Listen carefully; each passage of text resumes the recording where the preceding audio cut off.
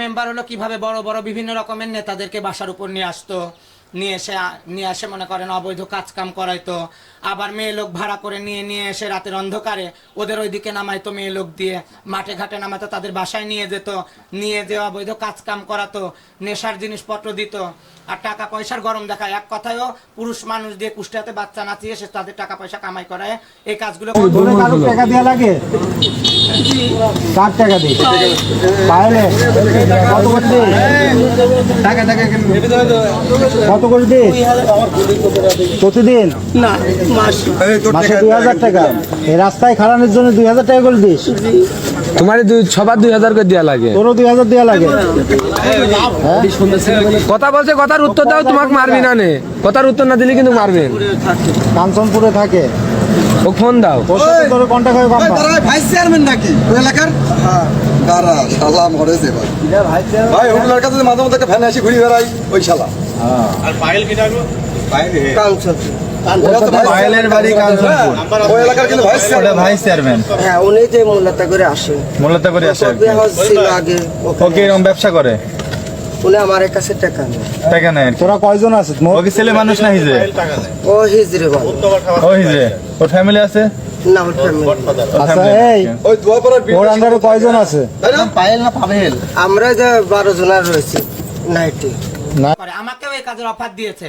আপনারা হয়তো কিছুদিন আগে ফেসবুকে দেখেছেন যে রাস্তাঘাটে ওই ডিসি কোর্টের সামনে বটতল থেকে শুরু করে এই রাস্তা দিয়ে ওই বাইপাসের রোডে অবৈধ সমকর্মিতা করা হতো। এগুলো কিন্তু পায়েল করাতো, ঠিক আছে?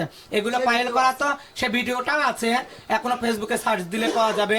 ওরা টাকার বিনিময়ে 500 টাকা 1000 টাকার বিনিময়ে তাদের সাথে অবৈধ সম্পর্ক করতো। এই টাকাগুলো নিয়ে প্রতিদিন 2000 করে টাকা পায়েল ওদের থেকে নিত, ছেলেদের থেকে। চিন্তাই করতো, অনেক লোকজনের চিন্তাই করতো। এবার আমাকে বলতো যে তুই দেখতে মেয়ে মানুষের মতন, তোকেও এই কাজ করতে হবে। কিন্তু আমার তো সম্ভব না, আমার বাসা কুষ্টিয়াতে, আমার বাবার বাসা, আমার 14 গোষ্ঠীর বাসা কুষ্টিয়াতে, আমার দ্বারা তো সম্ভব না এসব অবৈধ কাজ কাম করা। এগুলো করতাম না বলে আমাকে অনেক নির্যাতন করতো, মারধর করতো, যার কারণে আমি ওর কাছে থাকতে পারিনি। লাস্টে আমি চলে এসে আমার এই গুরুমার কাছে আমি এখানে আসি। এখন এই আমার এই গুরুমাকেও ফাঁসাচ্ছে, আমাদেরকে সবাইকে ফাঁসাচ্ছে। আমি সবার কাছে অনুরোধ করে বলবো, দেশের সমস্ত ভাই ও বোনেদের কাছে অনুরোধ করে বলবো, হিজড়ে ভাই মায়েদের কাছে আমি অনুরোধ করে বলবো, এর কোনো পদক্ষেপ নেন। আজকে আমার সাথে করবে, কালকে আর একজনের সাথে করবে, এগুলো করা ওকে বন্ধ করান। আর পায়েল যদি এত ভালো যদি হবে, ও আমার বাসাতে যান, দরকার আমার বাসায় যেও আপনারা জিজ্ঞেস করতে পারেন, আমার এলাকার মানুষের কাছে, আমার জনগণের কাছে, আমার বাপ ভাইয়ের কাছেও জিজ্ঞেস করেন যে ও কোন ধরনের মানুষ। কিছুদিন আগেও আমার বাপরে ফোন দিয়ে হুমকি দিয়েছে। আর একজনের নাম বলি, জাকির সরকার, কুষ্টিয়াতে আমাদের জাকির ভাই, তাকে আসসালামু আলাইকুম। জাকির ভাইয়ের ক্ষমতা দেখায় শুধু ও। এখন আমি লিখের সময়ও দেখাতো আতা হানিফ নাকি ওর পকেটে থাকে, এখনো কথায় কথায় বলে হ্যাঁ জাকির সরকারকে আমি যা বলবো জাকির সরকার তাই করবে। এর আগে জাকির সরকারের হুমকি দিয়েছে আমার বাপকে উল্টো পাল্টা কথা বলছে যে আমি জাকির সরকারের লোক, এই করব ওই করব, হ্যান করব ত্যান করব। ওরা কিন্তু এইগুলো কথা বলছে, আর হুমকি ধামকে আমাকে মার্ডার করবে। আমার বাসা কুষ্টিয়াতে, দেখেন আমি কুষ্টিয়া থেকে যান বাসায় পালাই আজকে মিরপুর এসে আছি। চরপাড়া বেলঘরিয়া কাঞ্চনপুর ইউনিয়নে একটা বিএমপির হচ্ছে নেতাকর্মী নামে ওই হচ্ছে যে মামলা দেয়। আর ওই হচ্ছে যে ওই কাঞ্চনপুর ইউনিয়নের এলাকার লোকরা ওর নামে মানববন্ধন করছে। তারপরে হচ্ছে যে খুবই একটা হচ্ছে যে ইসের ভিতরে ওকে রাখছে।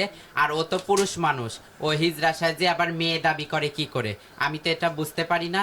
আর ওই হচ্ছে যে যাত্রার নামে নিজে মাথা ফাটায়ে হচ্ছে যে যাত্রার নামে কেস করবে, মামলা করবে, এটা তো মেনে নেওয়া যায় না। আর পুলিশ প্রশাসনের উদ্দেশ্যে বলছি, আপনারা একটু ভালো করে তদন্ত নিয়ে দেখেন ওর বাড়ির এলাকায় যে হচ্ছে যে ওই আর একটা বিএনপির নেতার নামেও হচ্ছে যে এরকম মামলা করেছে। তারপরে ওই এলাকার লোক সবাই ওর বিরুদ্ধে মানববন্ধন অভিযোগ করেছে। এগুলো একটু আপনি ভালো করে তদন্ত নিয়ে দেখেন।